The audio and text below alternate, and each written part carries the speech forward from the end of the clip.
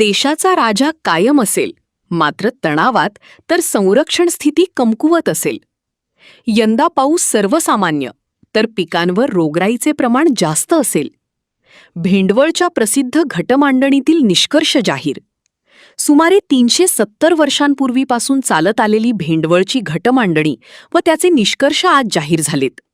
भेंडवळच्या गटमांडणीचे निष्कर्ष जाणून घेण्यासाठी मराठवाडा, खानदेश व शेजारील मध्य प्रदेशातील शेतकऱ्यांनी मोठी गर्दी केली होती. घटमांडणीतून निघालेल्या निष्कर्षानुसार देशाचा राजा म्हणजेच पंतप्रधान हे त्यांच्या खुर्चीवर कायम राहतील, मात्र ते तणावात राहतील. तर देशाची संरक्षण स्थिती ही कमकुवत राहील. संरक्षण खात्यावर मोठा ताण असेल, असाही अंदाज या गटमांडणीतून समोर आला आहे. शेतकऱ्यांसाठी यंदा पुन्हा अडचणीचं वर्ष ठरू शकतो. यंदा सर्व पिकांवर रोगराईचं प्रमाण जास्त असल्याचा निष्कर्ष यातून निघाला आहे. मात्र कापूस, तीळ अशा प्रकारची पिकं भरपूर होतील व त्यांना भावही मिळेल, असा निष्कर्ष भेंडवळच्या गटमांडणीतून निघाला आहे.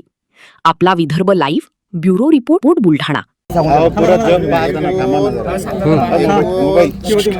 पिकाची जी परिस्थिती आहे ती साधारण आहे आणि राजकीय परिस्थिती राजा कायम आहे, पण राजावर ताण राहील. बाहेरच्या देशात जगतात म्हणजे जे युद्धाचे हे चालू आहेत त्यामुळे थोडासा राजा तणावात राहीलच. आणि आर्थिक परिस्थिती आहे ती देशाची एकूण आर्थिक परिस्थिती ढासळलेली असेल. पाऊस पहिला महिना जो आहे तो कमी दाखवते, दुसरा महिना साधारण आहे, तिसऱ्या महिन्यात काही ठिकाणी अतिवृष्टी सुद्धा होऊ शकते आणि चौथ्या महिन्यात सुद्धा अतिवृष्टी होऊ शकते. अवकाळी पाऊस सुद्धा भरपूर आहे. जगावर युद्धाचं सावट पडतं.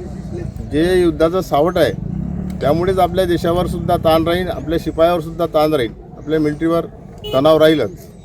देशाच्या राजाबद्दल काय, त्याची मानसिक स्थिती कशी असेल? मानसिक स्थिती, देशाचा राजा कायम आहे पण तणावात राहील. एकंदरीत पिकाची परिस्थिती काय? एकंदरीत पिकाची जी परिस्थिती आहे साधारणपैकी आहे, कारण पाऊस चांगला आहे, पीक चांगले येतील, पण तिसऱ्या आणि चौथ्या महिन्यात पाऊस जास्त आहे त्यामुळे बऱ्याचशा ठिकाणी नासाडी होऊ शकते. यावेळीची आर्थिक स्थिती कशी असणार?